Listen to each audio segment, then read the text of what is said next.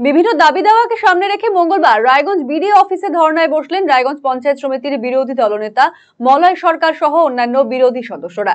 বিডিওর ঘরের সামনে বসে তারা শুধুমাত্র ধর্নাই দেননি, চলে বিক্ষোভ এবং স্লোগানও। তাদের অভিযোগ, দীর্ঘদিন ধরে অফিসে বিরোধী দলের সদস্যদের বসার জন্য কোনো ঘর বরাদ্দ করা হয়নি। বিরোধী দলনেতা মলয় সরকার বলেন, বারবার অনুরোধ করেও ঘর বরাদ্দ করা হচ্ছে না। টেন্ডার সংক্রান্ত নথিও তাদের হাতে দেওয়া হয় না। একাধিকবার টেন্ডার হলেও তাদের কোনো কপি দেওয়া হয় না। তারা সন্দেহ করছেন এসব টেন্ডার অবৈধভাবে করা হচ্ছে। বিরোধীদের সম্পূর্ণ অন্ধকারে রাখা হচ্ছে। যতক্ষণ না পর্যন্ত তাদের জন্য নির্দিষ্ট ঘর বরাদ্দ হচ্ছে ততক্ষণ আন্দোলন চলবে।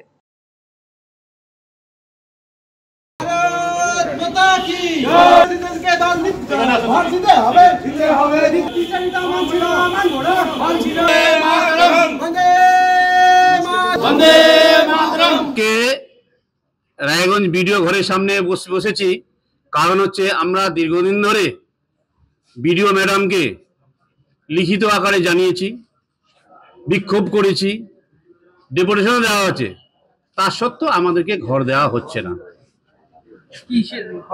আমাদের একটা বিরোধী দলনেতা ঘর থাকে, সেটা আমাদের মেম্বাররা আসবে, সেখানে বসবে, যারা বিরোধী আছে বিরোধীর পক্ষ থেকে আমরা এসে কাজকর্ম করবো। সেই ঘর থেকে আমরা কাজ করতে হয় বিডিও অফিসের বাইরে বসে, যে কোনো বাইকের পিছনে লিখে বসে নিয়ে আমাদের ফর্ম ফিল আপ করতে হয়।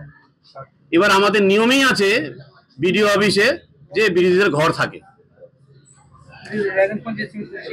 সেই ঘর নেই কি, সেই ঘর দিচ্ছে না বিডিও। বিডিও তৃণমূলের চামচাগিরি করছেন। উনি মনে হয় তৃণমূল ওনাকে রায়গঞ্জ ব্লকের মহিলা নেত্রী বানিয়েছেন, এইভাবে আচরণ করছেন উনি। আজকে বারবার টেন্ডার হচ্ছে, টেন্ডারে কোনো ইনফরমেশন কপি আমাদেরকে দেওয়া হচ্ছে না, কারণ ওখানে লেখা আছে copy to information opposition leader. আজকে আমাদের কেন দেওয়া হচ্ছে না? তাহলে অবৈধ টেন্ডার করা হচ্ছে, চুরি করা হচ্ছে। আজকে চুরি করে করে সম্পূর্ণ পশ্চিমবঙ্গটাকে শেষ করে দিল। আজকে দেখুন, পাশের ঘরে টেন্ডার হয়নি, অথচ বিল্ডিং ভাঙা হচ্ছে, রিপেয়ারিং হচ্ছে। কিসের কারণে? কোথায় রিপেয়ারিং টেন্ডার হলো? আমরা তো জানতে পারছি না, আমাদের অধিকার আছে জানার। উনি কি চুরি করতে বসছেন? এখানে যতক্ষণ যে আমাদের ঘর না দেওয়া হচ্ছে ততক্ষণ যে আমরা এখানে অবস্থান বিক্ষোভ। অপরদিকে রায়গঞ্জ পঞ্চায়েত সমিতির সভাপতি জয়শ্রী ব্যাপারী বর্মন এই অভিযোগ অস্বীকার করে বলেন, বিডিও অফিসে ঘরের সংখ্যা সীমিত, অতিরিক্ত ঘর এই মুহূর্তে নেই। তবে বিরোধী দলনেতার ঘরের দাবিটি বিবেচনায় রেখে তিনিও বিডিও মহাশয়কে আবেদন করেছেন। পাশাপাশি টেন্ডার সংক্রান্ত অভিযোগকে তিনি ভিত্তিহীন বলে উড়িয়ে দেন।